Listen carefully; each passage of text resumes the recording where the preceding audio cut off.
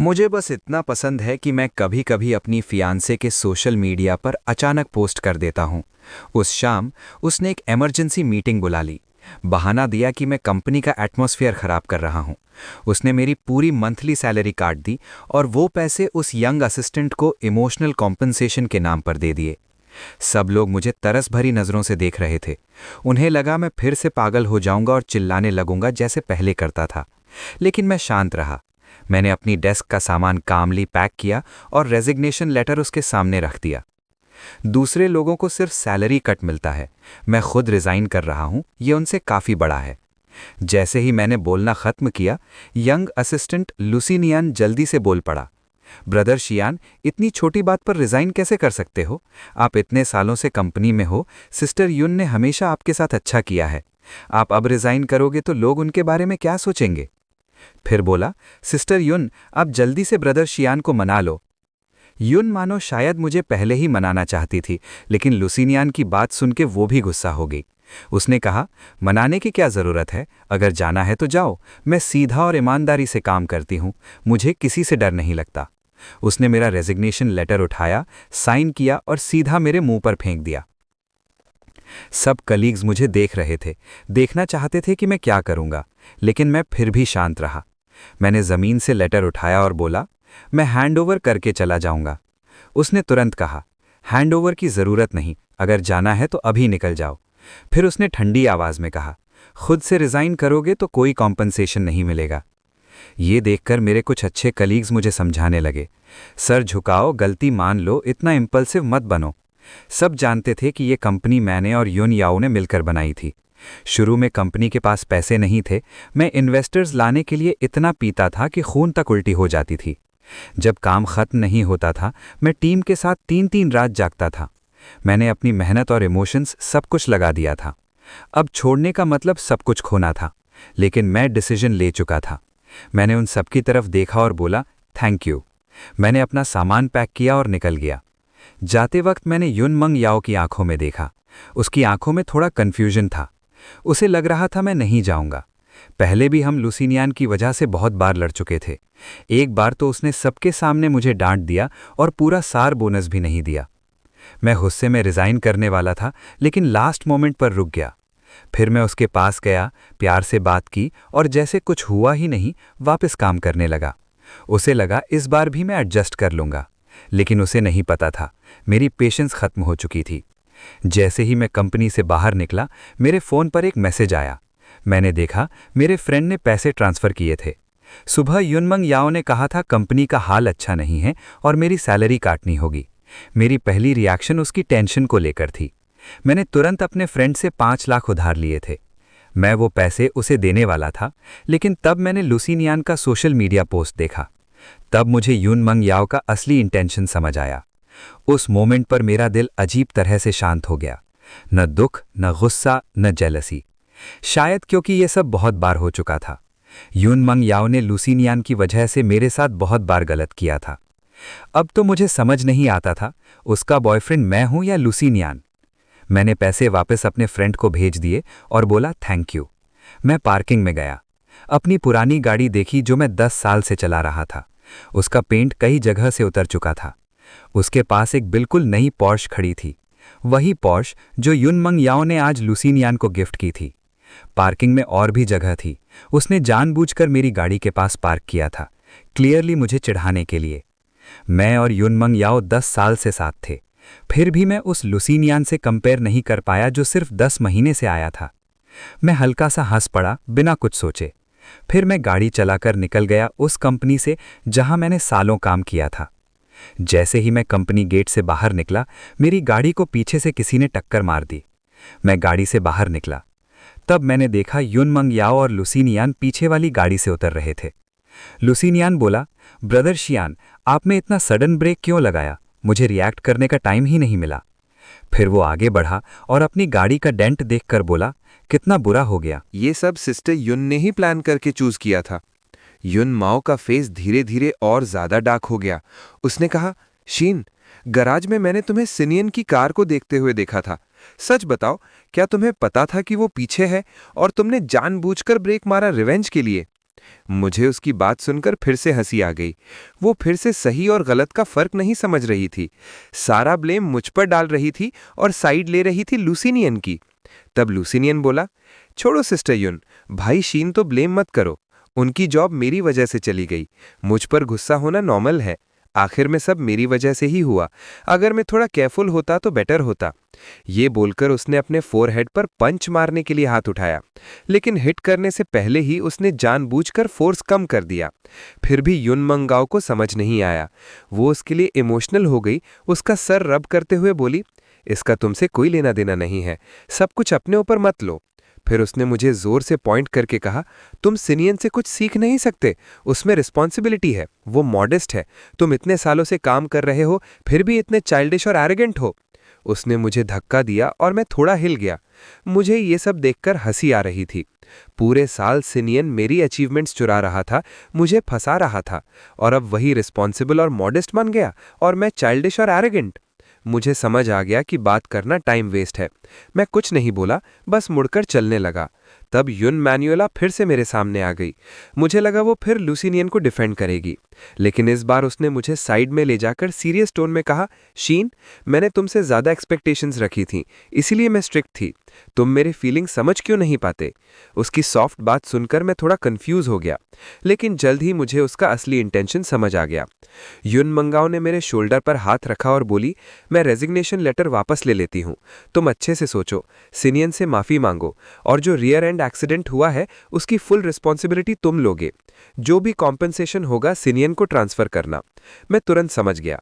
मैंने ऊपर देखा लुसिनियन की तरफ। उसे पहले से पता था युन क्या बोलेगी। उसके फेस पर स्मग स्माइल थी। वो मुझे देखकर प्रवोक करते हुए आंख घुमाने लगा।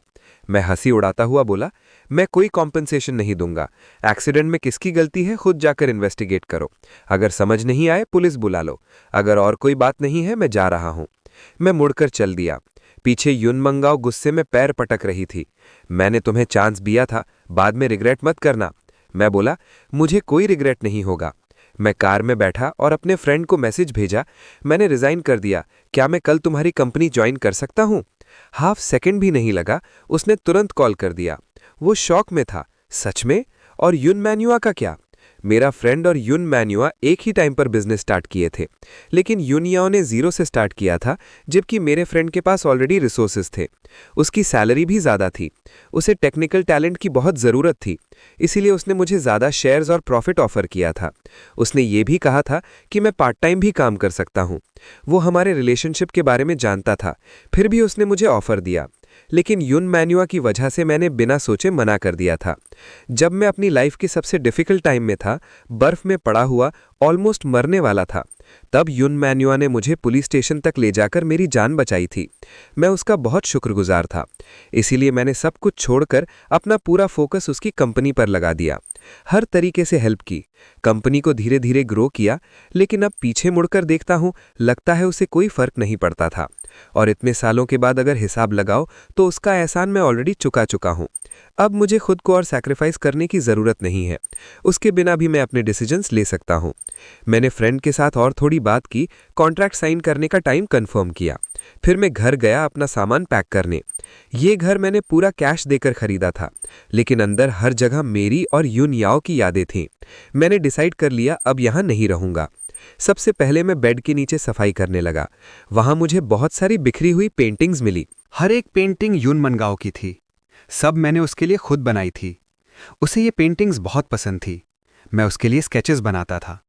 हर एक पेंटिंग को वो ट्रेजर की तरह ट्रीट करती थी, फ्रेम करके संभाल कर रखती थी। लेकिन जब से लुसिनियन आया, सब बदल गया। वो इरिटेट होने लगी। उससे मेरा पेंटिंग का हॉबी आउटडेटेड लगने लगा। बोलती थी ये टाइम वेस्ट है, कैमरा से फोटो लेना ज्यादा बेटर है। धीरे धीरे उससे मेरा उसके लिए ड्रॉ करना भी पसंद नहीं रहा, और ये पेंटिंग्स बेड के नीचे ऐसे ही फेंकी हुई थीं। पेपर पीले पड़ चुके थे और उन पर बने चेहरे भी धीरे धीरे फेड हो गए थे। मैं हल्का सा कड़वा सा हंस पड़ा। फिर उन सबको बाथरूम के बेसिन में डाला। एक कोने को आग लगाई। आग ने धीरे धीरे सब पेंटिंग्स को खा लिया। आखिर में सिर्फ थोड़ी सी राख बची, बिल्कुल वैसे ही जैसे हमारा प्यार बिना पता चले जलकर खत्म हो गया हो। ये सब खत्म करने के बाद मैंने घर की बाकी बेकार चीजें भी साफ कर दी। सब कुछ खत्म करके मैं सोफा पर गिर गया। फोन उठाया और सोचा अपने फ्रेंड की कंपनी के पास रेंटल हाउस ढूंढूं। जैसे ही मैंने ऐप ओपन किया, मैंने देखा लुसिनियन ने कंपनी ग्रुप में एक फोटो पोस्ट की है। उस फोटो में वो और युन मिनगाओ साथ थे। बैकग्राउंड में आर्केड सेंटर था। युन मिनगाओ के हाथ में बहुत सारे स्टफ डॉल्स थे। वो कैमरा की तरफ देखकर दिल से स्माइल कर रही थी, बिल्कुल सनशाइन जैसी ब्राइट स्माइल। मैंने उसे ऐसे हंसते हुए काफी टाइम से नहीं देखा था। पहले मैं भी उसे आर्केड ले गया था, लेकिन कॉइन्स लेने के बाद ही वो तुरंत वापस चली गई थी। उससे मेरा चाइल्डिश होना पसंद नहीं था। बोलती थी वो रोज बिजी रहती है, उसके पास मेरे साथ ऐसे यूजलेस चीजों के लिए टाइम नहीं है। मेरे साथ नहीं जा सकती थी, लेकिन लुसिनियन के साथ जा सकती थी। मैं हल्का सा हंस पड़ा। उसे चाइल्डिश चीजें पसंद नहीं थी, वो बस मुझे पसंद नहीं करती थी। ग्रुप में काफी लोग उसकी तारीफ कर रहे थे। कोई कह रहा था वो एंजल जैसी लग रही है, कोई फोटोग्राफर की तारीफ कर रहा था। कुछ लोग मजाक में बोल रहे थे, क्या तुम दोनों कोई गुड न्यूज़ देने वाले हो? सब जानते थे कि मैं युन मिनगाओ का बॉयफ्रेंड हूं, फिर भी वो ऐसे जोक्स कर रहे थे, क्योंकि युन याओ और कंपनी ने कभी लुसिनियन के साथ उसकी क्लोजनेस को हाइड नहीं किया। अगर पहले होता तो मैं गुस्सा हो जाता, उसे कॉल करके बोलता कि थोड़ा लिमिट में रहे। लेकिन अब मेरा मूड बिल्कुल काम था। मैंने इग्नोर किया और अपना काम करता रहा। लेकिन 2 मिनट बाद जब मैंने दोबारा देखा, ग्रुप के कुछ मैसेजेस डिलीट हो चुके थे और लुसिनियन की फोटो भी डिलीट हो गई थी। मुझे लगा युन माओ आज भी लेट आएगी, लेकिन कुछ ही देर बाद वो लुसिनियन से फोन पर बात करते हुए खुशी भरे फेस के साथ लिविंग रूम में आई। मुझे देखते ही उसका एक्सप्रेशन पहले थोड़ा गिल्टी हो गया, फिर तुरंत ठंडा और रूड हो गया। उसने आंख घुमाई, डोर बंद किया और बेडरूम में चली गई। मुझे पता था वो वेट कर रही है कि मैं उसे मनाऊं। हर बार जब कंपनी में कुछ बुरा होता था, मैं ही उसे मनाता था, उसे सॉरी बोलता था। उसकी गलती होने पर भी मैं ही माफी मांगता था। पहले मुझे लगता था मुझे ऐसा ही करना चाहिए, चाहे उसका एहसान चुकाना हो या रिलेशनशिप बचाना हो। लेकिन अब मुझे सिर्फ घिन आ रही थी। मैंने सिर झुकाकर अपना काम कंटिन्यू किया। कुछ देर बाद वो बाहर आई, फेस पर गुस्सा था। उसने पूछा, तुमने ग्रुप का मैसेज देखा? मैंने कहा, कौन सा मैसेज? मैंने जानबूझकर ऊपर नहीं देखा, लेकिन मुझे लगा उसने हल्की सी राहत की सांस ली। वो बोली, कुछ नहीं, गलती से रॉन्ग ग्रुप में वर्क मैसेज भेज दिया था। मुझे ये सब फनी लगा, लेकिन मैं एक्सपोज करने के मूड में नहीं था। बस सोचा, पता नहीं और कितनी चीजें वो लुसिनियन के साथ छुपा रही है।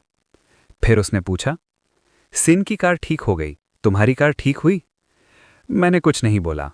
वो फिर बोली, जैसे मुझे चांस दे रही हो। मैं समझ गया वो मुझे रास्ता दे रही है। अगर पहले होता तो मैं तुरंत समझ जाता कि वो मुझे माफ कर रही है। मैं खुशी से उसे मनाता। लेकिन अब मैंने ऊपर भी नहीं देखा, सीधी आवाज में बोला, पुरानी घिसी हुई कार है, ठीक करने लायक कुछ है ही नहीं। युन मयो का फेस सिकुड़ गया। वो बोली, इसका क्या मतलब है? मैं उसकी तरफ देखा। मुझे समझ नहीं आ रहा था वो किस बात से अपसेट है। ये कार पहले भी कई बार स्क्रैच हो चुकी है। मैंने कहा था कि मैं कार ठीक करवाना चाहता हूं। उसने भी अभी वही बात बोली थी। मुझे लगा वो फिर से गुस्सा करेगी, लेकिन इस बार उसने सिर्फ एक गहरी सांस ली, फिर बोली, मुझे पता है तुम अभी भी कंपनी वाली बात से गुस्सा हो, लेकिन सिनियन ने रिसेंटली काफ़ी अच्छा काम किया है। मैंने उसे कार भी इसीलिए दी ताकि वो कंपनी में बना रहे। उसकी ये बात सुनकर मुझे हंसी आ गई। लुसिनियन को स्पेशली युनियाओ ने ही हायर किया था। उसकी वर्किंग एबिलिटी बहुत ही खराब थी। इतनी मिस्टेक्स करता था कि गिनती नहीं हो सकती। छोटी मिस्टेक, इंपॉर्टेंट क्लाइंट्स के सामने मीटिंग में उन्हें प्लेन वाटर सर्व करता और खुद मिल्क टी पीता।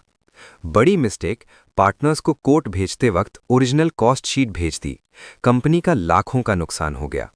उसे रखने से अच्छा तो एक डॉग रख लेते। अगर मुझे कंपनी की सच्चाई पता नहीं होती तो शायद मैं भी युन माओ की बात मान लेता। फिर युन माओ बोली, तुम मेरे बॉयफ्रेंड हो, शादी के बाद कंपनी तुम्हारी ही होगी। तुम सैलरी को लेकर इतना क्यों सोच रहे हो? उसके साथ कंपेयर क्यों कर रहे हो? शियान, जो मैं करती हूँ सब कंपनी के लिए करती हूँ। मैं नहीं चाहती लोग सोचें कि मैं तुम्हें फेवर कर रही हूँ। मुझे अंदर से पता था ये सब सिर्फ एक्सक्यूजेज हैं। कंपनी में सब लोग जानते थे वो मेरे साथ और लुसिनियन के साथ कैसे बिहेव करती है। जो प्रोजेक्ट्स में 3 रात जागकर कंप्लीट करता था वो इजीली लुसिनियन को दे देती थी। बस एक पीपीटी बना देने से वो उसका अचीवमेंट बन जाता था। जो क्लाइंट्स में दिनों तक मनाता था वो मेरा नाम हटाकर लुसिनियन को ले जाती, एक डिनर करवाती और कॉन्ट्रैक्ट उसका हो जाता था। ऐसे इंसिडेंट्स बहुत बार हुए। धीरे धीरे सब लोग समझने लगे कि युन याओ लुसिनियन को ज्यादा इंपॉर्टेंस देती है। उन्हें लगने लगा कि वो मुझे पसंद नहीं करती। मुझे कंपनी में काफ़ी लोगों से ठंडी नज़रें और बुलिंग भी मिलती थी। वो सब देखती थी लेकिन इग्नोर करती थी। मैंने कुछ एक्सप्लेन करना ज़रूरी नहीं समझा, क्योंकि मेरी हर बात को वो एक्सक्यूज़ बोल देती थी। मैंने सीधा बोला, मुझे ये सब बताने की ज़रूरत नहीं है, अब मेरा कंपनी से कोई रिलेशन नहीं है, तुम जो चाहो करो। युनमाओ कुछ देर चुप रही, फिर उसने साय लिया। वो मेरे पास आई, टिपटो पर खड़ी हुई और अपने हाथ मेरे गले के अराउंड डाल दिए। फिर बोली, सच बताऊं तो मेरा थोड़ा सेल्फिश मोटिव भी था। मैं चाहती थी तुम थोड़ा रेस्ट करो, तुम हमारी शादी के बारे में सोच सकते हो। फिर उसने स्माइल के साथ पूछा, तुम मुझे कब प्रपोज करने वाले हो? मुझे ये सुनकर कुछ फील नहीं हुआ। मैं पहले ही उससे कई बार प्रपोज कर चुका था। हर बार उसने मना कर दिया, और जब भी हम लड़ते थे वो शादी की बात करके मुझे मना लेती थी। कभी कभी मुझे लगता था मैं उसका बॉयफ्रेंड नहीं बल्कि एक डॉग हूं जिसे वो कंट्रोल करती है। मैंने कुछ नहीं बोला। वो फिर मजाक में मेरी चिन पकड़कर बोली, अब गुस्सा मत हो, एक बार स्माइल कर दो ना। फिर वो मुझे किस करने के लिए आगे बढ़ी, लेकिन मुझे उससे लुसीलेन का परफ्यूम स्मेल आया। मुझे तुरंत उल्टी जैसा फील हुआ। मैंने उसे जोर से डोर पुश कर दिया। डिस्गस्ट के साथ भौहें चढ़ाईं और तुरंत वेट वाइप से अपने हाथ साफ किए। युन याओ बिल्कुल शॉक हो गई, जैसे बिजली गिर गई हो। वो वहीं खड़ी रह गई और बोली, तुम्हें मुझसे घृणा रही है? मैंने सीधा बोला, मुझे बाहर जाना है, तुम पहले जाकर कपड़े चेंज करो। ये बोलकर मैं सीधा रूम की तरफ चला गया। वो मेरे पीछे आने लगी। मैंने बिना हेजिटेट किए डोर बंद किया और लॉक कर दिया। बाहर से वो चिल्लाई, तुम इस बात का रिग्रेट मत करना। वो सच में गुस्से में थी। उसने जोर से डोर को किक किया और फिर घर से चली गई। जब मैं रूम से बाहर आया, लिविंग रूम खाली था। कंपनी ग्रुप में युन माओ ने मैसेज भेजा, मैं सबको खाने के लिए इनवाइट कर रही हूं, कौन कौन आएगा? ग्रुप में बिल्कुल साइलेंस था। सिर्फ लुसीनियन ने 3 हैप्पी इमोजीज भेजे। मुझे पता था वो मुझे प्रोवोक कर रही है। ये पहले भी बहुत बार हुआ है। हर बार ऐसा ही होता था। बाकी लोग इंटरेस्ट नहीं दिखाते थे, सिर्फ लुसीनियन ही एक्साइटेड रहता था। अगर पहले होता तो मैं जेलस हो जाता और उनके साथ चला जाता। फिर वो लोग मेरा मजाक उड़ाते। लेकिन अब मुझे फर्क नहीं पड़ता। मैं बस अपने काम में लगा रहा। मैंने कपड़े बदले और निकल गया उस घर को देखने जिसे मैं रेंट पर लेने वाला था। मैंने चेक किया, सब ठीक था। मैंने सीधा रेंट पे कर दिया। फिर एक ब्रोकर से कांटेक्ट किया ताकि वो मेरा करंट हाउस सेल कर सके। ये घर मैंने खुद खरीदा था। डेकोरेशन भी मैंने ही करवाया था, पहले भी और बाद में भी। लेकिन हाउस ओनरशिप सर्टिफिकेट पर उस वक्त मैंने युन याओ का नाम लिख दिया था। तब हम दोनों के पास ज़्यादा पैसे नहीं थे। मैं उसे सिक्योरिटी फील करवाना चाहता था, इसलिए मैंने अपनी सारी सेविंग्स यूज़ करके ये घर लिया। अब कंपनी इतनी बड़ी हो चुकी है, ये घर शायद युन याओ के लिए अब इम्पॉर्टेंट भी नहीं है। ब्रोकर ने मुझे कहा, घर बेचने के लिए युन याओ का प्रेजेंट होना ज़रूरी है। अगर वो नहीं आ सकती तो पावर ऑफ अटर्नी साइन करना पड़ेगा। मुझे फिर से उससे कांटेक्ट करना पड़ा। मैंने मैसेज भेजा, लेकिन चैट विंडो में रेड एक्सक्लेमेशन मार्क आ गया। उसने मुझे ब्लॉक कर दिया था। पहले भी ऐसा होता था। जब भी हमारी फाइट ज़्यादा बढ़ जाती थी, वो गुस्से में मुझे ब्लॉक करके घर छोड़कर चली जाती थी। मैं उसकी सेफ्टी को लेकर टेंशन में रहता था। कभी दूसरे लोगों का फ़ोन यूज़ करके उससे कॉल करता, उससे रिक्वेस्ट करता कि मुझे अनब्लॉक करे, और वो दूसरी तरफ से एरोगेंट टोन में पूछती, तुम्हें अपनी गलती समझ आई? आज सोचता हूँ, उसे मनाने के लिए मैंने कितनी बार अपने दिल के खिलाफ बातें बोली। थोड़ा सोचने के बाद मैंने फिर भी उससे कॉल किया। मैंने कहा, आज रात घर आ जाओ, मुझे तुमसे कुछ बात करनी है। वो ठंडी आवाज़ में बोली, क्या बात? मैं बहुत बिजी हूँ। मैंने हल्की सी सांस ली और बोला, ठीक है, घर आकर बात करते हैं। वो ठंडी हंसी हंसी और बोली, जब चाहे मुझे पुश कर देते हो और जब चाहे बुला लेते हो। मैं तुम्हारी क्या लगती हूँ? क्या मैं तुम्हारी कर्जदार हूँ? ये तुम्हारा माफ़ी मांगने का तरीका है या मैं तुम्हारे लिए ज़्यादा ही अच्छी रही हूँ? उसके ताने सुनकर जैसे पहले करता था वैसे ही मैंने धीरे से बोला, सॉरी, मेरी गलती थी। वैसे भी मैं पहले ही बहुत बार झूठी माफ़ी मांग चुका था, एक और सही। और इस बार ये माफ़ी एक घर के बदले थी। घर मेरा था, लेकिन अगर युन याओ साइन करने से मना करती तो मैं इसे बेच नहीं सकता था। चाहे मेरे पास पेमेंट प्रूफ भी हो, फिर भी केस करना पड़ता। वो प्रॉब्लम क्रिएट कर सकती थी, लेकिन मैं नहीं कर सकता था। जैसे ही उसने मेरी अपॉलॉजी सुनी, उसकी आवाज़ थोड़ी सॉफ्ट हो गई। वो बोली, वेट करो, मैं आती हूँ, और कॉल कट कर दिया। मेरा दिल बिल्कुल शांत था। मैंने घर को वेबसाइट पर लिस्ट कर दिया, थोड़ा प्राइस भी कम रखा ताकि जल्दी सेल हो जाए। सब काम फिनिश करके मैंने अपने फ्रेंड को कांटेक्ट किया कॉन्ट्रैक्ट साइन करने के लिए। वो बहुत एक्साइटेड हो गया, बार बार पूछ रहा था कहीं तुम सपना तो नहीं देख रहे। उसने मेरे लिए सेलिब्रेशन पार्टी भी अरेंज की। मैं पहले घर जल्दी जाना चाहता था, लेकिन फिर सोचा यूनमेन जो कब आएगी पता नहीं, घर जाकर भी क्या करूंगा। तो मैंने पार्टी के लिए हाँ कर दी। 3 राउंड ड्रिंक्स के बाद मैं वॉशरूम गया।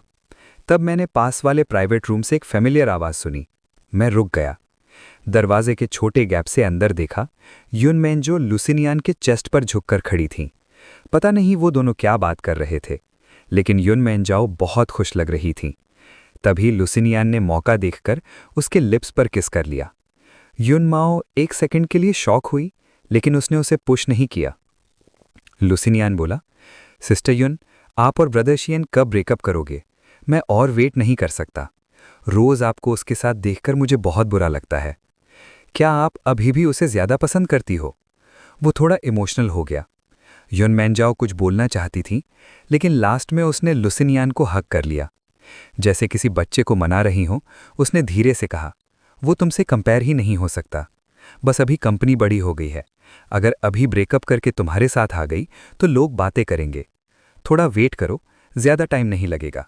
लुसिनियान खुश होकर बोला, मुझे पता था सिस्टर यून सबसे ज्यादा मुझे ही प्यार करती हैं। दोनों एक कपल की तरह क्लोज खड़े थे। मैं हल्का सा हंस पड़ा और वहां से चला गया। मैं वापस अपने रूम में गया और ड्रिंक्स लिए। फिर सब लोग पुरानी बातें याद करके बात करते रहे।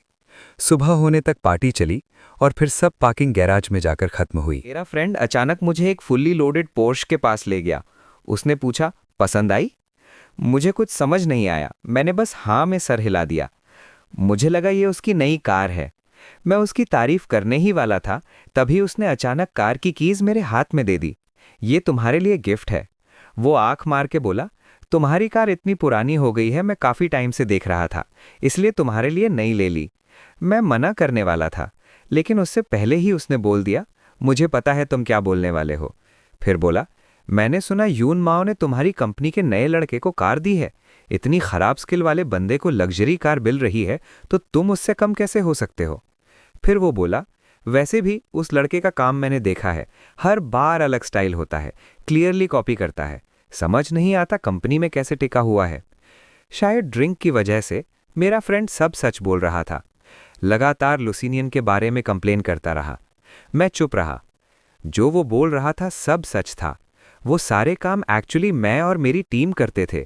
हर बार काम कंप्लीट होने के टाइम यून मिंगाओ बोलती थी लुसिनियन को दे दो, इसीलिए उसका स्टाइल हर बार डिफरेंट होता था।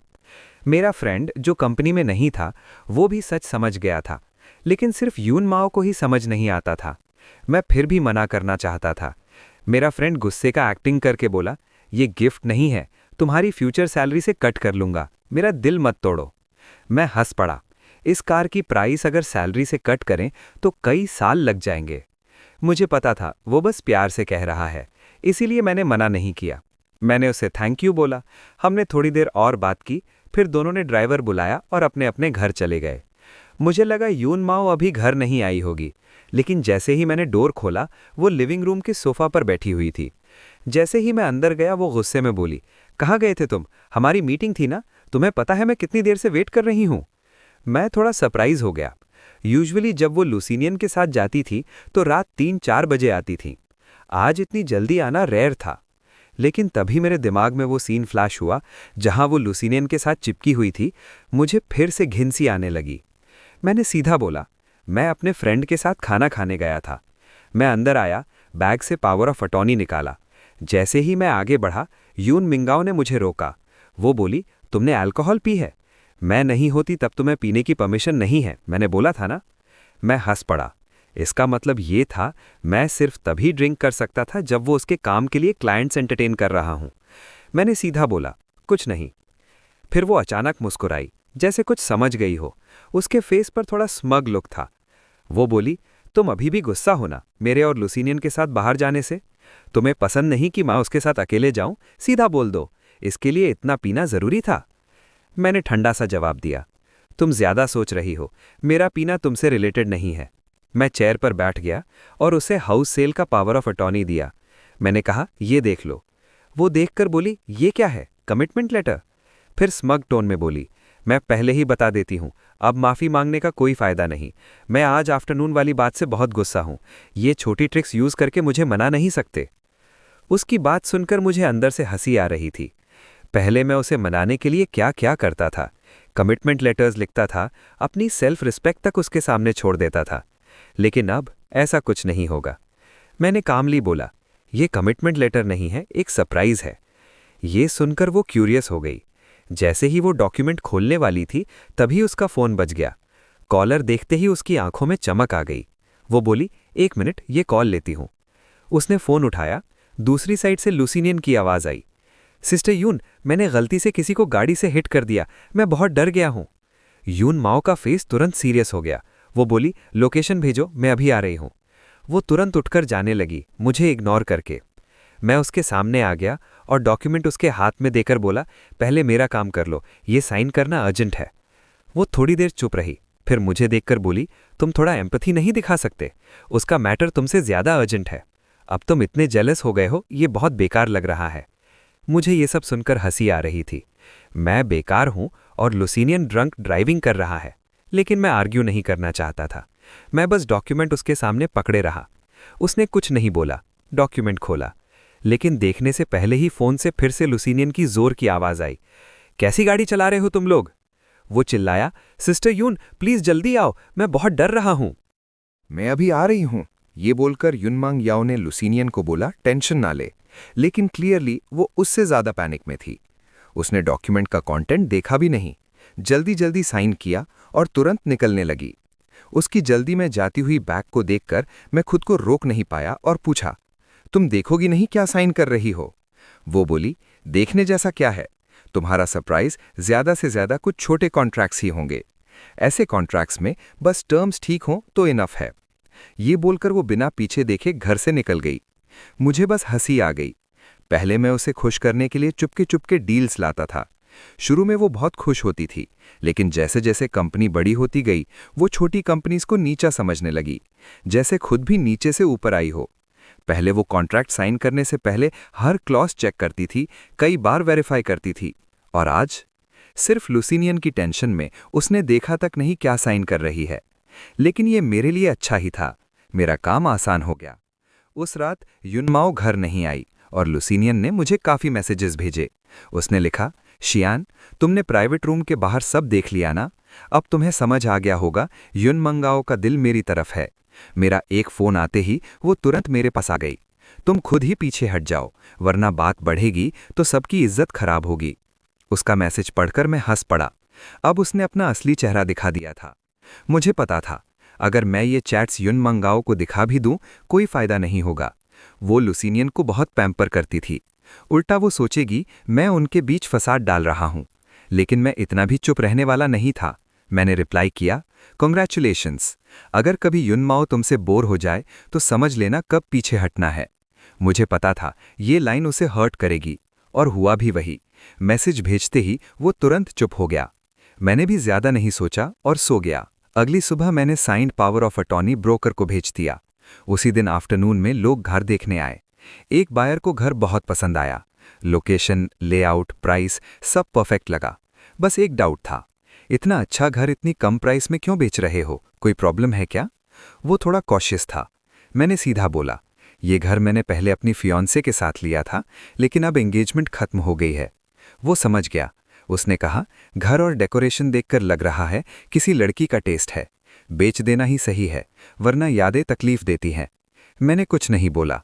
युनमांगाओ घर को लेकर बहुत पिकी थी। उसके लिए परफेक्ट घर ढूंढने में मैंने 3 महीने लगा दिए थे। 100 घर देखे थे, तब ये चूज किया। फर्नीचर भी उसकी पसंद का था। अब मुझे समझ आया, मेरी पूरी लाइफ उसके अराउंड ही घूम रही थी। बायर ने तुरंत डिसीजन ले लिया। उसी शाम कॉन्ट्रैक्ट साइन फिक्स हो गया और 2 दिन बाद हाउस हैंडओवर भी। वैसे ही 2 दिन बाद मैं भी यहाँ से जाने वाला था। कॉन्ट्रैक्ट साइन करके जब मैं घर आया, जैसे ही डोर खोला, मैंने एंट्रेंस पर एक आदमी के फॉर्मल शूज़ देखे। मेरे स्लीपर्स भी वहाँ नहीं थे। मुझे सब समझ आ गया। मैंने डिस्पोजेबल स्लीपर्स पहने और अंदर गया। जैसे ही मैं अंदर आया, मुझे लुसीनियन की आवाज़ सुनाई दी। सिस्टर युन, ऐसे नहीं, मैं सिखाता हूँ। मैं किचन के पास गया और जो देखा वो बिल्कुल क्लियर था। लुसीनियन उसके पीछे खड़ा था, उसके हाथ पकड़कर उसे गाइड कर रहा था। दोनों बहुत क्लोज थे, जैसे कपल हों। लुसीनियन ने मेरे घर के कपड़े पहने हुए थे और मेरे ही स्लीपर्स पहने हुए थे। युन याओ भी उसके साथ मैचिंग में खड़ी थी और उसे बिल्कुल भी अनकंफर्टेबल फील नहीं हो रहा था। दोनों ऐसे बिहेव कर रहे थे जैसे ये सब नॉर्मल हो, जैसे मैं इस घर का हिस्सा ही नहीं हूं। मैं चुपचाप देख रहा था, उन दोनों को इतनी कंफर्ट और खुशी के साथ इंटरैक्ट करते हुए। मुझे पता नहीं था वो दोनों क्या बात कर रहे थे। दोनों जोर से हंस भी रहे थे। लेकिन अजीब बात ये थी, जब मैं उसके पास थोड़ा भी क्लोज आता था, वो अनकंफर्टेबल हो जाती थी। वो कहती थी कि उसे ऑपोजिट जेंडर के साथ रहने की आदत नहीं है, लेकिन अब देखकर समझ आ गया, उसे आदत नहीं थी मेरे साथ। मैं हल्की सी हंसी रोक नहीं पाया। तभी युन माओ ने पीछे मुड़कर मुझे देखा। वो थोड़ा शॉक हो गई और तुरंत लुसीनियन के पास से हट गई।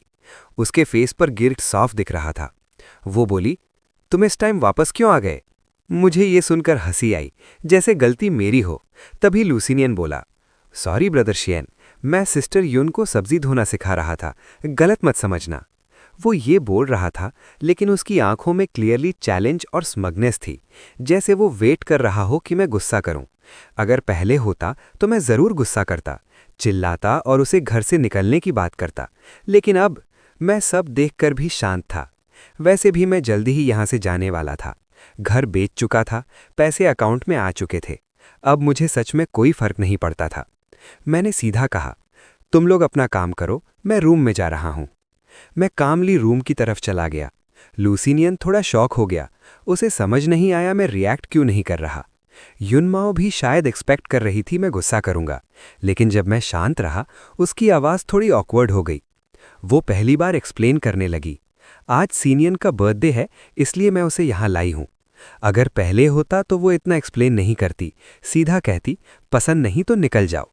मुझे समझ नहीं आया खुश हूं या दुख, मुझे बस फर्क पड़ना बंद हो गया था।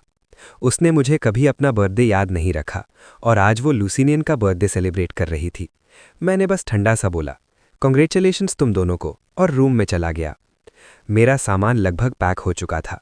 जो चीज़ें ज़रूरी नहीं थी, मैं ऑलरेडी नई जगह शिफ्ट कर चुका था। रूम में बस कुछ कपड़े और बुक्स बची थीं। मैं सोच रहा था आज ही सब पैक कर दूं। तभी डोर अचानक खुला। लुसीनियन अंदर आया। उसके हाथ में केक का एक पीस था। उसने रूम को देखा और हंसकर बोला, रूम पहले से काफ़ी खाली लग रहा है, लगता है तुम सच में भागने की तैयारी कर रहे हो। मैंने उसकी तरफ ध्यान नहीं दिया, फ़ोन में बिजी रहा, अपने फ्रेंड के साथ शिफ्टिंग की बात कर रहा था। मुझे इग्नोर करते देख उसका फेस गुस्से से भर गया। वो मेरे पास आया और बोला, मैं तुमसे बात कर रहा हूँ, तुम बहरे हो क्या? मैंने उसकी तरफ देखा और बोला, इतना टेंशन मत लो, वैसे भी तुम यहाँ रहने वाले नहीं हो। एक सिंपल लाइन थी, लेकिन उसे बहुत बुरा लग गया। उसका फेस डार्क हो गया। वो मेरा कॉलर पकड़ने के लिए हाथ बढ़ाने लगा। तभी बाहर से फुटस्टेप्स आए। अचानक उसने केक जमीन पर फेंका और खुद गिर गया और जोर से चिल्लाया, सीनियन, क्या हुआ? युनमो तुरंत रूम में आई। उसने मुझे धक्का दिया और उसे उठाया। मैं पीछे गिर गया। मेरे पैर के नीचे केक के टुकड़े थे। एक पीस मेरे पैर में घुस गया। तुरंत खून निकलने लगा, लेकिन युनमाओ ने देखा भी नहीं। वो सिर्फ लुसीनियन को देख रही थी। उसके हाथ पर हल्का सा स्क्रैच था। लुसीनियन बोला, सॉरी सिस्टर युन, मैंने फिर से ब्रदर शियान को गुस्सा कर दिया। मैं सोचा आज मेरा बर्थडे है, सब केक खाएंगे, इसलिए मैं उन्हें केक देने आया था, लेकिन उन्हें पसंद नहीं आया। उसकी आंखों में आंसू थे और वो कंफ्यूज्ड एक्टिंग कर रहा था। अगर मैं खुद ये सब नहीं देख रहा होता तो शायद मैं भी उसकी बात मान लेता। मैंने कभी नहीं कहा कि मुझे केक पसंद नहीं है। उल्टा, शायद इसलिए क्योंकि मुझे बर्थडे केक खाने का चांस कम मिलता था, इसलिए मुझे केक बहुत पसंद था। हर बर्थडे पर मैं युन मंगाओ से केक की बात करता था। वो मुझे मजाक में बोलती थी, तुम जैसे लड़के कम होते हैं जो इतना केक पसंद करते हैं। लेकिन आज लुसियन के सामने उसे मेरी पसंद याद ही नहीं थी। उसने गुस्से में मेरी तरफ उंगली करके कहा, अगर तुम्हें पसंद नहीं है तो प्लेट फेंकने और लोगों को धक्का देने की क्या जरूरत थी? गियोन, मुझे लगा तुम सुधर गए हो, लेकिन तुम अभी भी वैसे ही हो। जल्दी से सीनियन से माफी मांगो, वरना तुम जैसे जेलस आदमी से मैं शादी नहीं कर सकती। सीधा ब्रेकअप कर लेते हैं। वो गुस्से में मुझे देख रही थी। उसका ये एक्सप्रेशन देखकर मुझे हंसी आई। मुझे वो दिन याद आ गया जब मैंने प्राइवेट रूम के बाहर उनकी बातें सुनी थी। हर बार जब हमारी लड़ाई होती थी वो ब्रेकअप की धमकी देती थी और मैं ही उसे मनाता था। मुझे लगता था वो सच में ब्रेकअप नहीं चाहती, वो बस मुझे कंट्रोल करने का तरीका था। लेकिन अब समझ आया, शायद वो पहले से ही ब्रेकअप करना चाहती थी, इसलिए ये बात उसकी जुबान पर हमेशा रहती थी। लेकिन अब मेरे लिए ये अच्छा था, मैं भी वैसे ही ब्रेकअप करना चाहता था। चाहे वो ना भी बोलती, मैं खुद बोल देता। मैं चुप रहा तो यून मंगाओ को लगा मैं डर गया हूं। उसकी आवाज़ थोड़ी सॉफ्ट हो गई। वो बोली, गियोन, तुम थोड़े अजीब बिहेव कर रहे हो, शायद शादी की तैयारी कर रहे हो। मुझे पता है तुम ब्रेकअप नहीं चाहते। वो अपनी बात पूरी करती उससे पहले ही मैंने उसे रोक दिया।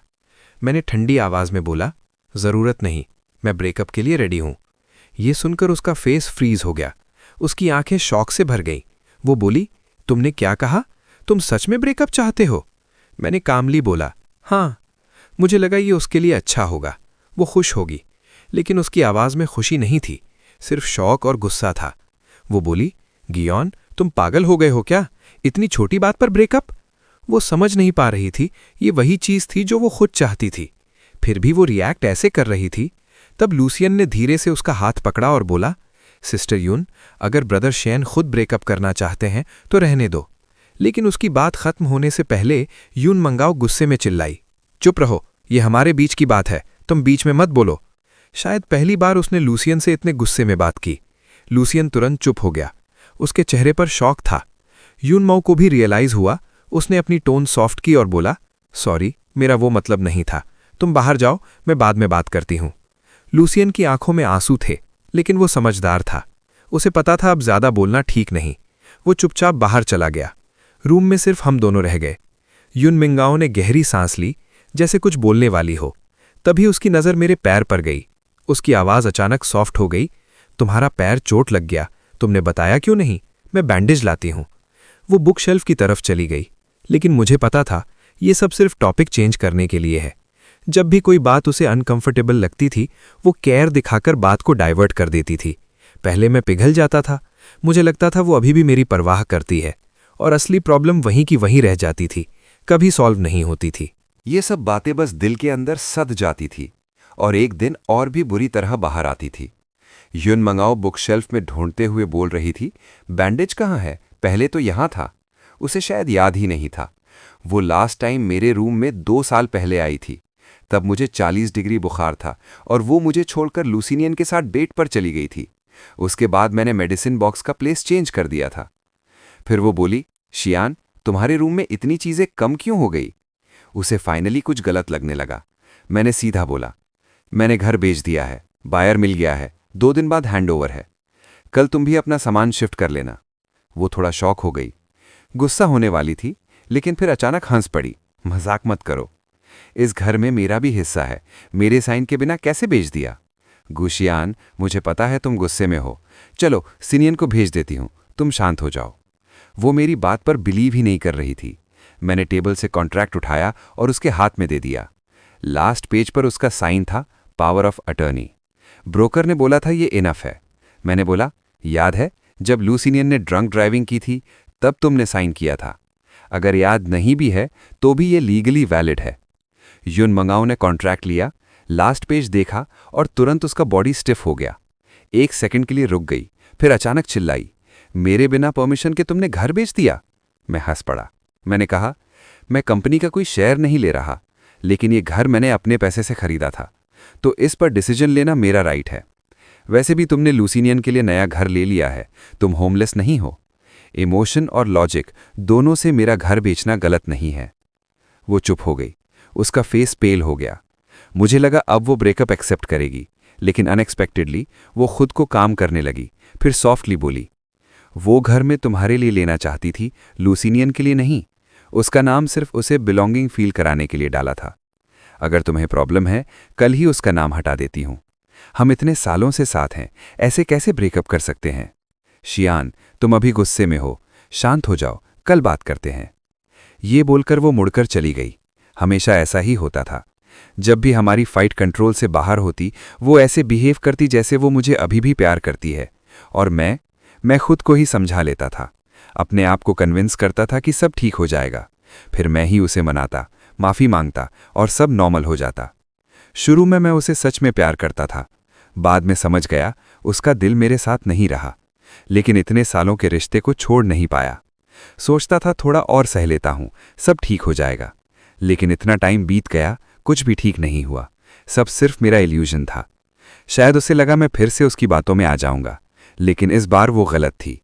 ये रिलेशनशिप कब का खत्म हो चुका था। हर डिसअपॉइंटमेंट ने इसे धीरे धीरे खत्म कर दिया था।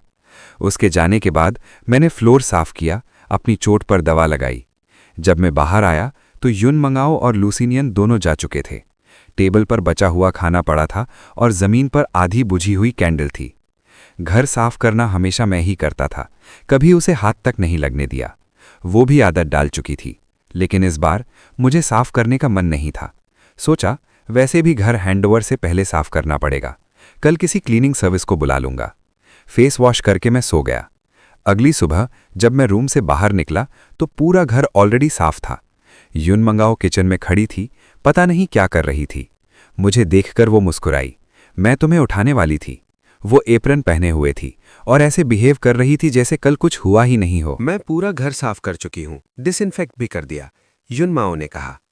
पहले अगर ऐसा होता तो मैं उसके सफाई के बाद रह गए पानी के दाग इग्नोर कर देता, उसकी तारीफ करता, उसे खुश करता। लेकिन अब मैंने सिर्फ हल्का सा ठंडा हंसकर बोला, ओह।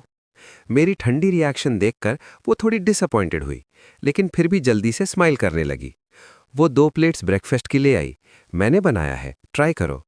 मैंने देखा चीज़ ब्रेड था, देखने में अच्छा लग रहा था। सच बोलूं तो ये शायद पहली बार था जब उसने मेरे लिए ब्रेकफास्ट बनाया था। इमोशनली ये मोमेंट स्पेशल हो सकता था, लेकिन वो भूल गई थी कि मुझे चीज़ से एलर्जी है। उसका फेस थोड़ा चेंज हुआ, जल्दी से बोली, मैं दूसरा बना देती हूँ। मैंने सीधा कहा, ये सब करने की ज़रूरत नहीं। लास्ट ईयर के पार्टी में उसे याद था लुसिनियन क्या नहीं खाता, मटन नहीं, जिंजर नहीं, गार्लिक नहीं। लेकिन उसे याद नहीं था एक बार गलती से मैंने गलत चीज़ खा ली थी और मुझे इतनी सिवियर एलर्जी हुई थी कि हॉस्पिटल जाना पड़ा था। फिर भी उसे कोई फर्क नहीं था। वो थोड़ा इरिटेट होके बोली, शादीशुदा लोग इतनी छोटी बातों को लेकर रूठते नहीं। मैं इतना एफर्ट कर रही हूँ फिर भी तुम इतने पिकी हो। मुझे रोज कंपनी का काम भी देखना होता है, गलती हो जाना नॉर्मल है। मैंने सिर्फ सर हिलाकर कहा, हमारे ब्रेकअप होना भी नॉर्मल है। ये सुनकर वो फाइनली गुस्सा हो गई। उसने जोर से प्लेट टेबल पर पटक दी। तेज आवाज हुई। वो गुस्से में मुझे घूर कर देखती रही, फिर बिना कुछ बोले डोर पटक कर चली गई। ये हमारे कोल्ड वॉर की शुरुआत थी। मैंने बस एक गहरी सांस ली। फिर मैंने क्लीनिंग सर्विस बुला ली, साथ ही युन माओ का सारा सामान पैक करके उसके सबर्बन हाउस पर भेज दिया। घर स्मूथली हैंडओवर हो गया। तब युन माओ को शायद समझ आया ये ब्रेकअप कोई धमकी नहीं था। उसने मुझे मैसेजेस भेजे, पहले थोड़ा मजाक उड़ाया। जब मैं रिएक्ट नहीं किया तो सोशल मीडिया पर पोस्ट्स डालने लगी। लुसिनियन के साथ फोटोज, रोज नए पोस्ट्स, आज जू, कल हॉट एयर बलून, फिर कंपनी सक्सेस, फिर बाली ट्रिप रिवॉर्ड के नाम पर। फोटोज में वो डेलिब्रेटली कपल रिंग्स भी दिखा रही थी। कैप्शन लिखा, जिसे प्यार करो उसके साथ बचपना कर सकते हो। मुझे पता था वो मुझे प्रोवोक कर रही हैं। वो चाहती थी मैं जेलस हो जाऊं, गुस्सा करूं और उसे वापस आने के लिए बैक करूं, फिर वो अपनी कंडीशंस रखे। लेकिन अब मुझे फर्क ही नहीं पड़ता था। मैं बस इग्नोर कर रहा था। एक बार गलती से मैंने उसका पोस्ट लाइक कर दिया, फिर तुरंत अनलाइक कर दिया और उसे अनफॉलो कर दिया। फिर मैं अपने काम पर फोकस करने लगा। मेरे आने से मेरे फ्रेंड की कंपनी ग्रो होने लगी, प्रोजेक्ट्स बेटर होने लगे, करोड़ों का प्रॉफिट आने लगा। आज मैं और मेरा फ्रेंड एक इंपॉर्टेंट मीटिंग के लिए जा रहे थे। तभी युन माओ का मैसेज आया। ये रेयर था। उसने एक फोटो भेजी। मैंने खोला, वो एक मटर्निटी रिपोर्ट थी, उसके नाम के साथ। फिर उसका मैसेज आया, कैसा फील हो रहा है? मैंने रिप्लाई नहीं किया। वो फिर बोली, जस्ट जोकिंग, ये फेक रिपोर्ट है, पर सच बताओ अगर मैं किसी और के बच्चे से प्रेग्नेंट होती तो तुम्हें जेलसी होती? मुझे ये सब देखकर हंसी आई और तब मैंने रियलाइज किया, पहले अगर मैं ये देखता तो मैं गुस्से से भर जाता, दिल तेज धड़कता, फेस रेड हो जाता। लेकिन अब मैंने मिरर में अपना फेस देखा, बिल्कुल काम, जैसे कुछ हुआ ही नहीं। मेरा स्मार्ट वॉच भी नॉर्मल था, मेरी हार्ट बीट भी नॉर्मल थी। जैसे युन माओ का किसी और का हो जाना अब मेरे लिए मैटर ही नहीं करता। मैं अब सब कुछ एक्सेप्ट कर चुका था। मेरा मन नहीं था उससे रिप्लाई करने का, लेकिन लुसिनियन के पहले वाले प्रोवोकेशंस याद करके मैंने कामली रिप्लाई किया। अब तुम्हारा न्यू बॉयफ्रेंड है तो ऐसे बाउंड्री लेस बातें मत करो, गलत समझ हो सकता है। मैसेज भेजने के बाद कुछ मिनट तक उसका चैट विंडो टाइपिंग दिखाता रहा। बार बार टाइप करके डिलीट कर रही थी। आखिर में उसने रिप्लाई किया, घुशियांग, एक्टिंग बंद करो। मैं देखना चाहती हूं तुम कितनी देर प्रिटेंड कर सकते हो। अगर तुम मुझे प्यार नहीं करते तो फिर इतनी परवाह क्यों? मुझे पता है तुम मुझे फॉलो करते हो और चुपके से लाइक्स भी करते हो। मुझे हंसी आ गई। पहले युनमाओ कभी मेरी परवाह नहीं करती थी, ऐसे छोटी चीजें नोटिस ही नहीं करती थी। लगता है लुसीनियन के साथ रहकर वो बदल गई थी। 9 साल मेरे साथ रहकर नहीं बदली, लेकिन उसके साथ बदल गई। मैं कुछ बोलता उससे पहले वो फिर मैसेज भेजने लगी। इन दिनों मेरे और सिने के बीच कुछ भी नहीं हुआ। वो सिर्फ मेरी हेल्प कर रहा है ताकि हम फिर से एक हो सकें। मैं तुम्हें लास्ट चांस दे रही हूं। मैंने हल्की सी हंसी के साथ रिप्लाई किया, जरूरत नहीं, और चैट खत्म कर दिया। शायद वो अभी भी सोच रही थी मैं वापस आ जाऊंगा, लेकिन वक्त के साथ उसे समझ आ जाएगा मैं सच में उससे ब्रेकअप कर चुका था। और मुझे ये भी पता था वो मुझे वापस पाने की कोशिश प्यार से नहीं कर रही, बल्कि लोग क्या कहेंगे इस डर से कर रही है। अगर सच बाहर आ गया कि वो लुसीनियन के लिए मुझे छोड़ रही है तो लोग उसे जज करेंगे। लेकिन अब मुझे कोई फर्क नहीं पड़ता था। मैं सिर्फ अपने करियर पर फोकस कर रहा था। उसी शाम मैं और मेरा फ्रेंड एक इंपॉर्टेंट प्रोजेक्ट डील फाइनलाइज करने गए। डील स्मूथली हो गई। मेरा फ्रेंड बहुत खुश था। उसने मुझे और भी बड़े बड़े बिजनेस लोगों से मिलवाया। एक मीटिंग में उसने सबके सामने मुझे अपना पार्टनर इंट्रोड्यूस किया। सब लोग मुझे रिस्पेक्ट देने लगे। मुझे थोड़ा सरप्राइज हुआ। पहले जब मैं युनमाओ के साथ ऐसे मीटिंग्स में जाता था, वो मुझे पार्टनर नहीं, एक एम्प्लॉय जैसा ट्रीट करती थी, जैसे मुझे कुछ समझ ही नहीं आता। धीरे धीरे लोग भी मुझे रिस्पेक्ट देना बंद कर दिए थे। कभी कभी तो मुझे छोटे काम भी बोल देते थे। मैं उसे ब्लेम नहीं कर सकता। गलती मेरी भी थी, मैंने ही उसे इतना इंपॉर्टेंस दिया था। 3 राउंड ड्रिंक्स के बाद सब लोग और फ्रेंडली हो गए। तब एक बॉस ने मुझे साइड में ले जाकर पूछा, शियन, तुमने किसी को ऑफेंड किया है क्या? मैंने देखा तुम्हारा नाम इंडस्ट्री ब्लैकलिस्ट में है। मुझे शौक लगा। उसने अपनी लिस्ट दिखाई। मेरा नाम और फोटो क्लियरली था। रीजन लिखा था, मैनेजमेंट फॉलो नहीं करता, टीम के साथ कोऑपरेट नहीं करता, जेलस नेचर, बैड कैरेक्टर। मुझे तुरंत समझ आ गया ये किसने किया है। बॉस ने कहा, मुझे पता है तुम ऐसे नहीं हो, किसी ने तुम्हारे साथ खेल खेला है। चिंता मत करो, मैं अभी डिलीट करता हूं। उसने तुरंत मेरा नाम लिस्ट से हटा दिया। मैंने उसका थैंक यू किया। दिल में हल्की सी कड़वी हंसी आई। सोचा, अगर मेरे पास फ्रेंड का सपोर्ट नहीं होता तो मेरा करियर खत्म हो सकता था। पार्टी खत्म होने के बाद मैं और मेरा फ्रेंड सबको कार तक छोड़ने लगे। वो अपनी गर्लफ्रेंड से कॉल करने चला गया। मैं होटल के बाहर खड़ा था, ड्राइवर का वेट कर रहा था। तभी पीछे से आवाज आई, ब्रदर शियन, तुम यहां क्या कर रहे हो? मैंने मुड़कर देखा। वहां लुसीनियन और युनमाओ खड़े थे। लुसीनियन ने उसकी कमर पकड़ी हुई थी। दोनों एक कपल की तरह क्लोज थे। मुझे देखकर लुसीनियन हंस पड़ा। फिर युन से बोला, सिस्टर युन, लगता है ब्रदर शियन तुमसे मिलने आए हैं। मैं थोड़ी देर के लिए चला जाता हूं। वो जैसे जाने का एक्टिंग कर रहा था, लेकिन क्लियरली उसका कोई इंटेंशन नहीं था।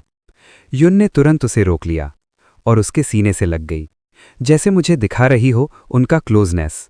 फिर बोली, वो आउटसाइडर नहीं है। युनमाओ ने कहा, वो क्यों अवॉइड करे? फिर उसने मुझे स्मग लुक से देखा और बोली, तुमने ही तो कहा था तुम्हें चांस नहीं चाहिए। अब यहां क्या कर रहे हो? मैं अभी बता रही हूं, अब बहुत लेट हो चुका है। गुशियान, तुम्हारे चांसेस खत्म हो चुके हैं। उसका एटीट्यूड एरोगेंट था और लूशियान के सामने उसका बिहेवियर बिल्कुल अलग था। मुझे पता था वो गलत समझ रही है, फिर भी मैंने कामली एक्सप्लेन किया। मैं अपने फ्रेंड के साथ खाना खाने आया था, अब निकल रहा हूं। जैसे ही मैंने ये बोला, लूशियान जोर से हंस पड़ा।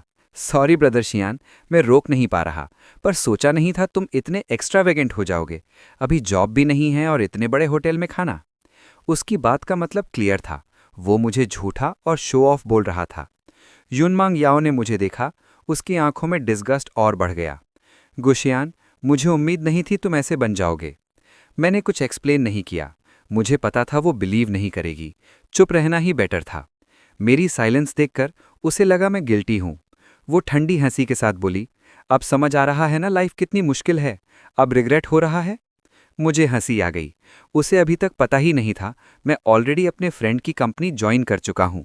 मैं कुछ बोलने वाला था, तभी वो फिर बोली, मैं तुम्हें माफ़ नहीं करना चाहती थी, लेकिन हम इतने सालों से साथ हैं, मुझे तुमसे बिल्कुल फीलिंग्स नहीं है, ऐसा भी नहीं है। तुम इतनी दूर मेरे पास आए हो, इसलिए मैं तुम्हें एक और चांस देती हूँ। अब तुम अच्छा बिहेव करना। ये सुनकर मैं थोड़ा आईब्रो रेज किया और लूशियान की तरफ देखा।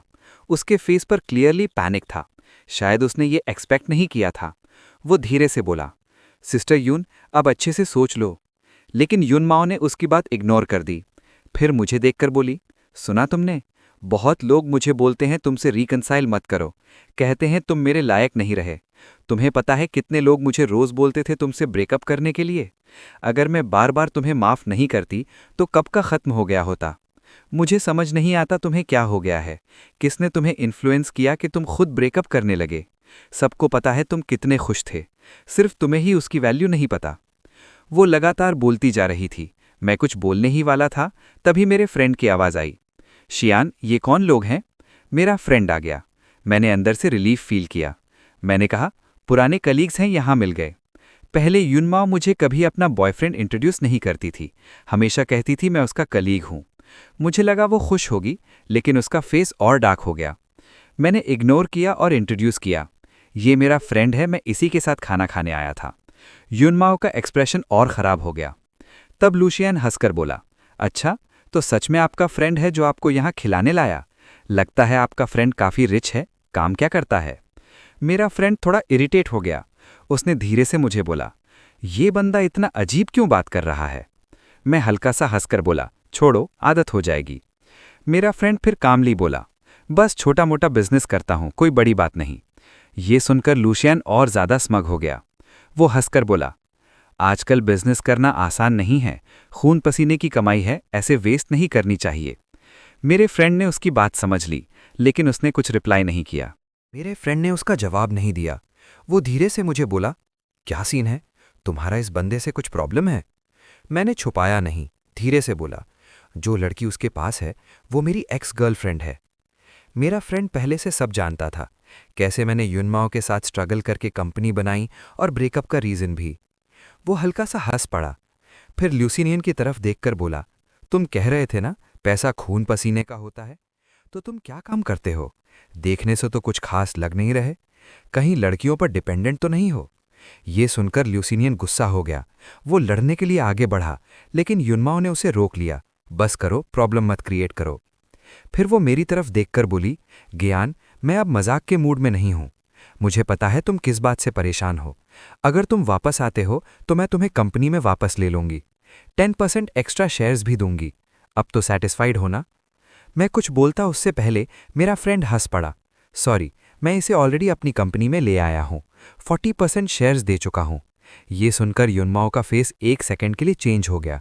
फिर वो ठंडी नज़र से मुझे देखकर बोली, ज्ञान, अच्छे से सोच लो, हर कंपनी की स्ट्रेंथ अलग होती है, सिर्फ परसेंटेज देखकर डिसीजन मत लो। मतलब वो इनडायरेक्टली कह रही थी उसकी कंपनी ज़्यादा पावरफुल है। सच ये था, पहले उसकी कंपनी आगे थी, लेकिन अब मेरे फ्रेंड की कंपनी टेक्नोलॉजी में स्ट्रांग हो चुकी थी, करोड़्स के प्रोजेक्ट्स आ रहे थे। अब वो उससे आगे निकल चुकी थी। और मुझे पता था युनमाओ का मैनेजमेंट और ल्यूसिनियन को फेवर करना उसकी कंपनी को फ्यूचर में प्रॉब्लम देगा। लेकिन मैं कुछ बोला नहीं, वो वैसे भी नहीं सुनती। मेरा फ्रेंड भी उससे आर्ग्यू नहीं करना चाहता था।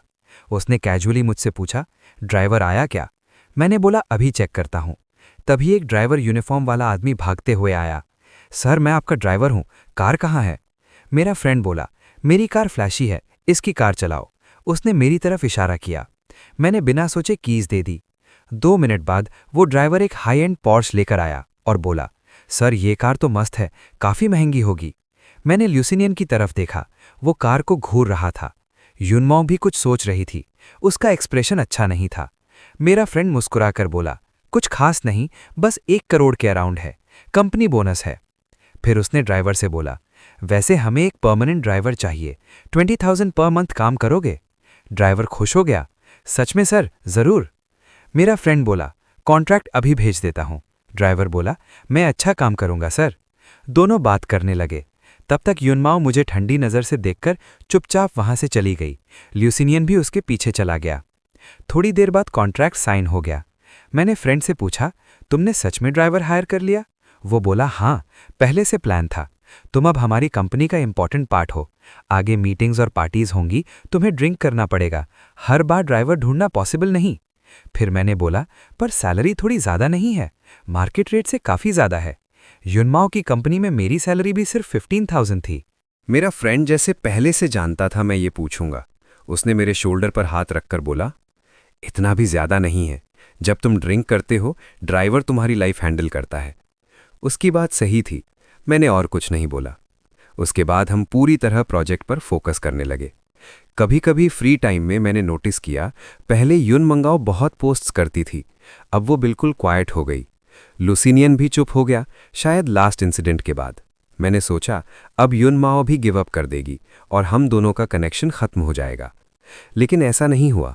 एक दिन जब हम काम में बिजी थे, मेरा फ्रेंड मेरे पास आया और धीरे से बोला, युन माओ का कॉल आया था। मैं कुछ पूछता उससे पहले वो बोला, लगता है वो तुमसे मिलने आएगी। जो भी डिसीजन लो मैं तुम्हारे साथ हूं, पर मैं यही चाहूंगा तुम इन्फ्लुएंस ना हो। ये कहकर वो चला गया। मैं थोड़ा कंफ्यूज हो गया, लेकिन मैंने ज्यादा सोचा नहीं, काम करता रहा। दोपहर को युनमाओ का कॉल आया। मैंने उठाया, लेकिन उस साइड से कुछ देर तक साइलेंस था। इतना साइलेंस कि मुझे लगा कॉल कट हो गया। फिर उसकी आवाज आई, बस मजाक बंद करो, क्या हम फिर से साथ आ सकते हैं? उसकी आवाज पहली बार वीक लग रही थी। मुझे हंसी आई। वो अभी भी सोच रही थी मैं मजाक कर रहा हूं। मैं चुप रहा। फिर वो बोली, मैंने तुम्हारे फ्रेंड से बात की, उसने बताया तुम्हें पहले भी साथ बिजनेस करने को बोला था, फिर भी तुमने मुझे चूज किया। मुझे नहीं पता था तुमने मेरे लिए इतना सैक्रिफाइस किया। मैं मानता हूं लुसिनियन के आने के बाद मैंने तुम्हें इग्नोर किया, लेकिन हम 10 साल से साथ हैं। क्या ये सब सिर्फ 10 महीने की वजह से खत्म हो जाएगा? उसकी आवाज भर आई, जैसे रो पड़ेगी। मैं थोड़ा रुक गया। 10 साल की यादें दिमाग में आने लगी। वो टाइम याद आया जब हम स्ट्रगल कर रहे थे, एक दूसरे का सपोर्ट करते थे, प्रॉब्लम्स में एक दूसरे को संभालते थे। एक बार इन्वेस्टमेंट के लिए मैंने इतनी शराब पी थी कि होश खो बैठा था। बेहोश होने से पहले मैंने देखा युन माओ रो रही थी, मुझे संभालते हुए एम्बुलेंस कॉल कर रही थी। हॉस्पिटल में 7 दिन एडमिट रहा। वो दिन रात मेरी केयर करती थी और साथ में कंपनी भी संभाल रही थी। तब वो मुझे सच में प्यार करती थी। मैं प्रेजेंट में वापस आया। मैं कुछ बोलने वाला था, तभी फोन पर लुसिनियन की आवाज आई, ब्रदर शियान, प्लीज सिस्टर युन को माफ कर दो। मैं सॉरी हूं आपको गलत फील करवाया। अगर आप चाहो मैं कल ही रिजाइन कर दूंगा। मैं कभी आपके सामने नहीं आऊंगा। युन माओ ने उसे रोका नहीं, जैसे वो भी ये मान रही हो। मुझे अंदर से अजीब फील हुआ, जैसे मैं ही उनके बीच थर्ड पर्सन हूं। चाहे ब्रेकअप हो या ना हो, चाहे लुसिनियन रिजाइन करे या ना करे, फ्यूचर में वो युन माओ के लिए एक परफेक्ट मेमोरी बन जाएगा। टाइम के साथ उनका बॉन्ड और स्ट्रांग होगा। मैं हंस पड़ा और बोला, अब तुम बोलो। मैंने हल्की सी स्माइल के साथ कहा, कंपनी का आधा शेयर दे दो। मैंने कहा, जो एसेट्स तुम्हारे नाम पर हैं उनका भी आधा हिस्सा मुझे चाहिए। मुझे अच्छी तरह पता था युन मंगाओ कभी अग्री नहीं करेगी। कंपनी के शेयर्स और एसेट्स ही रीजन थे जिसके लिए लुसिनियन उसके साथ था। जैसे मैंने सोचा था, फोन के दूसरी साइड 5 मिनट तक साइलेंस रहा। फिर लुसिनियन गुस्से में बोला, ब्रदर शियान, तुम्हारी डिमांड बहुत ज्यादा है। सिस्टर युन ने इतनी मेहनत से कंपनी बनाई है, तुम बस बोलकर आधा सब कुछ लेना चाहते हो? तुम्हें शर्म नहीं आती? मैंने उसकी बात इग्नोर की और कामली बोला, हम दोनों अब बड़े हो चुके हैं। कुछ पाना है तो कुछ खोना पड़ेगा। तुम सब पाना चाहते हो बिना कुछ खोए? ऐसा कैसे पॉसिबल है? 3 दिन का टाइम दे रहा हूं, सोच लो। और मैंने कॉल कट कर दिया। मुझे लगा वो गिव अप कर देगी, लेकिन उसी शाम उसका कॉल आया। वो बोली, आधा ज्यादा है, 20% दे सकती हूं। मैंने सीधा कहा, आधा मतलब आधा। 1% भी कम हुआ तो डील कैंसिल। अगर नहीं दे सकती तो फिर कॉल मत करना। Call cut. इस बात से मुझे थोड़ा डाउट हुआ, क्या युन माओ सच में ब्रेकअप नहीं चाहती? पर फिर सोचा, ज्यादा सोचने का कोई फायदा नहीं। 3 दिन बीत गए, उसने कांटेक्ट नहीं किया। हमारे प्रोजेक्ट का काम भी कंप्लीट हो गया। सेलिब्रेशन पार्टी हुई, सब लोग रिलैक्स कर रहे थे। सुबह तक पार्टी चली। घर आकर मैं सो गया, तभी फोन आया। हाफ स्लीप में मैंने गलती से उठा लिया। दूसरी साइड से आवाज आई, क्या आप सिस्टर युन के बॉयफ्रेंड हो? वो यहाँ बहुत ड्रिंक करके बैठी हैं, घर नहीं जा रही। उनके फ़ोन से आपका नंबर मिला है, क्या आप आ सकते हैं? मैं थोड़ा होश में आया। मैंने कहा, अब किसी और को बुला लो। उन्होंने बोला, लेकिन वो कह रही हैं अगर आप नहीं आए और उन्हें कुछ हो गया तो आप रिस्पॉन्सिबल होंगे। मुझे हंसी आई। मैं उठा और बोला, लोकेशन भेजो। उन्होंने भेज दिया। मैंने क्या किया? पुलिस को कॉल किया, उन्हें सिचुएशन और लोकेशन बता दी, फोन म्यूट करके वापस हो गया। जब उठा तो युन माओ के 10+ मिस्ड कॉल्स थे और बहुत सारे मैसेजेस। पहले शॉक, फिर गुस्सा, फिर गाली, फिर इमोशनल ब्रेकडाउन। मैं सिर्फ एक छोटी गलती की थी, मैंने तुम्हें चीट नहीं किया, फिर तुम इतने हार्टलेस क्यों हो? मैं पढ़ ही रहा था तभी उसका कॉल फिर आया। इस बार मैंने उठाया। उसकी आवाज़ कमज़ोर थी। शियोन, मैंने सोच लिया, मैं हार गई। मैं तुम्हें नहीं छोड़ सकती। हाफ शेयर्स तुम्हारे, मेरे एसेट्स का भी आधा तुम्हारा। वापस आ जाओ। मैंने टाइम देखा, 5 दिन हो चुके थे। मैं कामली बोला, सॉरी, 3 दिन का टाइम खत्म हो गया। अब मेरा डिसीजन चेंज हो चुका है। वो कुछ बोलने वाली थी लेकिन जोर से खांसने लगी। थोड़ी देर बाद उसने कहा, तुम इतने बदल कैसे गए? मैं सिर्फ हल्का सा मुस्कुरा दिया और कुछ नहीं बोला। पहले यून माओ भी ऐसे ही करती थी।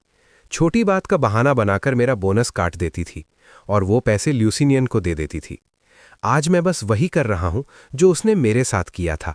सच है, जब तक खुद पर ना गुजरे इंसान को दर्द समझ नहीं आता।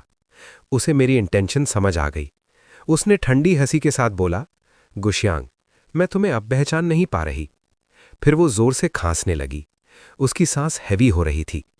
मुझे एक पल के लिए लगा पूछूं कैसी हो, लेकिन फिर सोचा वो इसे मेरी केयर समझेगी, इसलिए मैंने चुप रहना बेटर समझा। वो खुद ही बोली, मुझे बुखार है शियन, मैं अभी हमारे पुराने घर में हूं। मैंने वो घर वापस खरीद लिया। जब तुम्हें बुखार था और मैं तुम्हारे पास नहीं थी, क्या तुम भी ऐसे ही दुखी थे जैसे मैं अब हूं? मैंने कोई जवाब नहीं दिया।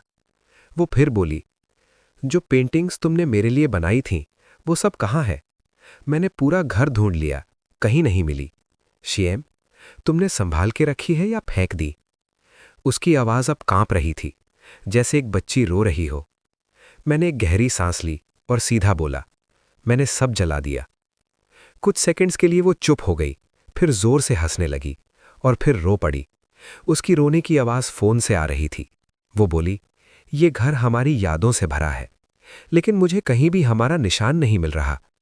तुम इतने क्रूएल कैसे हो गए? तुमने बोला घर बेचोगे और सच में बेच दिया।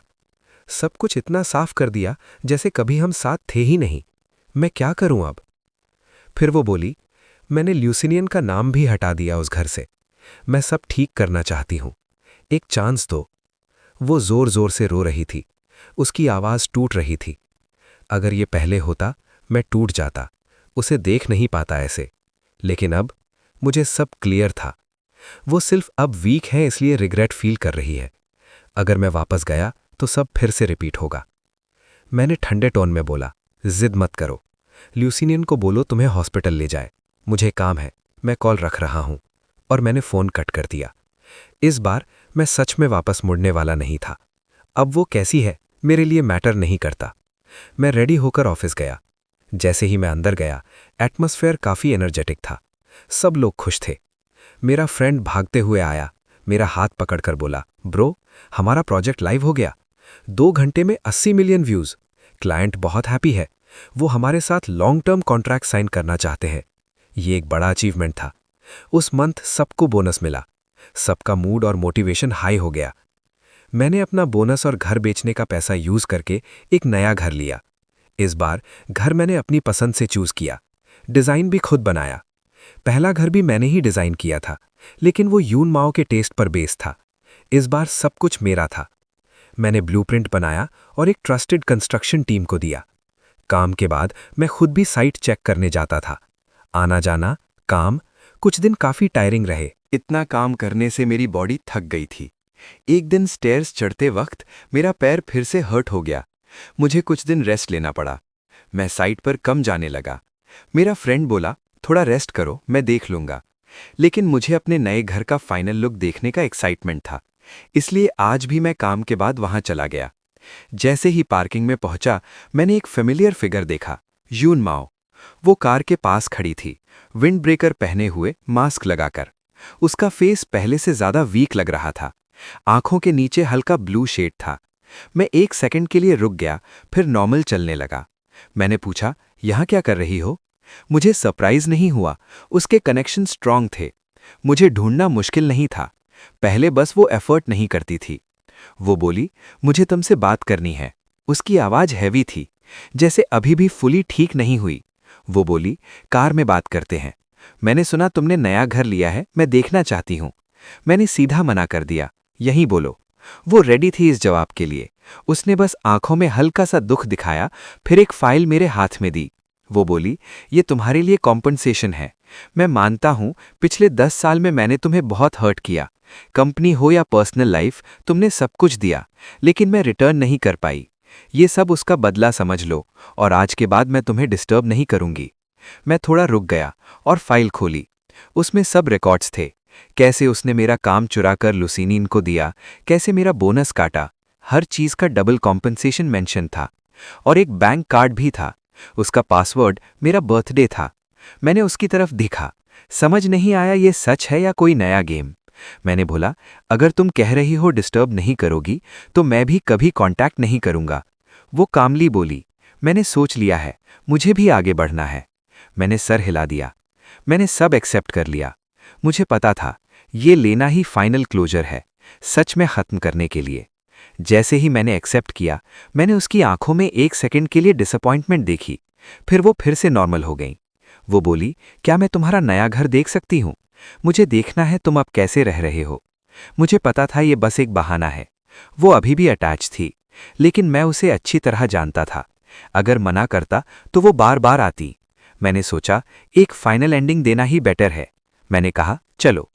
मैं कार की तरफ बढ़ा, तभी वो जल्दी से आई और बोली, मैं ड्राइव करूंगी, तुम्हारा पैर अभी ठीक नहीं है। मैं थोड़ा सरप्राइज हुआ। उसे मेरे इंजरी का पता था। पहले होता तो मुझे खुशी होती, लेकिन अब सब कुछ लेट हो चुका था। मैं चुप रहा और उसके साथ कार तक गया। जैसे ही मैं पैसेंजर सीट खोलने लगा, मैंने देखा वहां एक छोटा सा डॉल रखा था। सीट बेल्ट लगा हुआ था उस पर, और उस पर एक लेबल चिपका था, लुसीनियन, और नीचे लिखा था, जब मैं ना हूं ये डॉल सिस्टर यून के साथ रहेगा। साथ में एक क्यूट इमोजी भी था। यून माओ शायद ये भूल गई थी।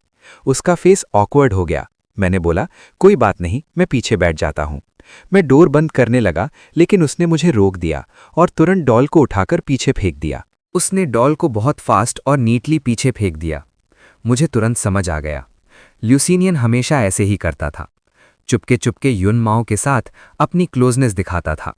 कभी उसका हेयर टाई अपने हाथ में पहनता, कभी उसके ऑफिस में अपना नाम लिखकर चीज़ें छोड़ देता, कभी घर पर भी अपनी चीज़ें रख देता। हर जगह अपनी प्रेजेंस दिखाता था। उसका एक ही एम था, मुझे जेलस करना, मुझे खुद ही पीछे हटने पर मजबूर करना। पहले मैं समझ नहीं पाता था, मैं युन माओ से लड़ता रहता था। एक बार तो गुस्से में मैंने उसकी चीज़ें बाहर फेंक दी। तब युन माओ ने मुझे जोर से थप्पड़ मारा था। वो चिल्लाई, तुम पागल हो गए हो क्या? ल्यूसीनियन थोड़ा चाइल्डिश है, लेकिन दिल का अच्छा है। मैं उससे हर्ट नहीं करना चाहती, इसलिए उसकी चीज़ें यहाँ रखती हूँ। तुम इतने जेलस क्यों हो? तुम्हारी ये छोटी सोच तुम्हें चीप बना देती है। उस दिन मैं टूट गया था, लेकिन धीरे धीरे मुझे समझ आया ये सब ल्यूसीनियन का प्लान था। वो चाहता था मैं खुद ही हट जाऊं। अब मैं कामली बोला, तुम्हें ये सब करने की ज़रूरत नहीं है। वैसे भी अब हमारा कोई रिलेशन नहीं है। उसकी चीज़ें यहाँ हो या ना हो, मुझे फ़र्क नहीं पड़ता। युन माओ ने लिप्स प्रेस किए, फिर बोली, मुझे पता है तुम बिलीव नहीं करोगे, लेकिन मैं क्लियर कह रही हूँ, चाहे हम ब्रेकअप हो गए हों, मैं ल्यूसीनियन के साथ नहीं रहूँगी। मेरे उसके लिए कोई फीलिंग्स नहीं है। मैं बस उसे हेल्प करती हूँ क्योंकि वो मुझे तुम्हारी पुरानी कंडीशन याद दिलाता है, जब तुम अकेला और हेल्पलेस थे। मैं हंस पड़ा। पहले शायद मैं ये बात मान लेता, लेकिन अब नहीं।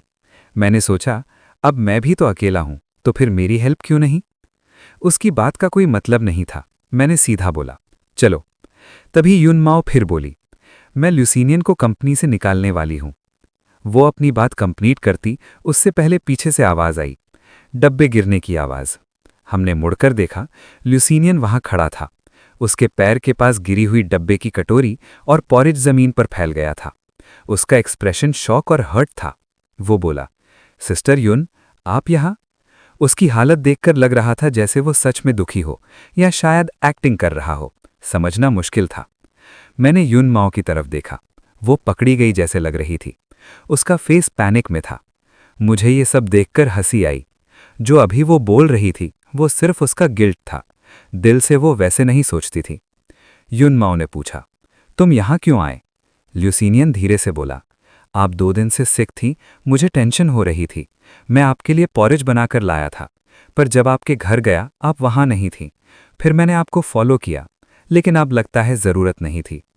वो झुककर पॉरेज साफ करने लगा। उसका एक्सप्रेशन बिल्कुल टूट गया था। युन माओ का फेस चेंज हो गया, जैसे वो कुछ बोलना चाहती हो, लेकिन ल्यूसीनियन ने उसे रोक दिया। सिस्टर युन, मैं समझता हूँ आपका और ब्रदर शिएन का रिलेशन इंपॉर्टेंट है। आप उनके साथ अच्छा करो, ये सही है। गलती मेरी है, मैं समझ नहीं पाया। आप जाओ, मैं ये साफ कर लेता हूँ। उसने कार की तरफ देखा, पीछे फेंका हुआ टेडी बेयर देखा और फिर चुपचाप सफाई करने लगा। उसका ये अंडरस्टैंडिंग बिहेवियर देखकर युन माओ कंफ्यूज हो गई, जैसे उसका दिल हिल रहा हो। वो एक स्टेप आगे बढ़ी, फिर रुक गई, फिर बोली, मैं पहले जा रही हूँ, रात में किसी को भेज दूंगी सफाई के लिए। ल्यूसीनियन ने सर हिला दिया, नहीं, जरूरत नहीं। सिस्टर युन, मैं अब बच्चा नहीं हूं। जब आप सिक थीं, मैंने ही आपका ख्याल रखा था। मुझे पता है कैसे हैंडल करना है। प्लीज आप मेरी चिंता मत करो।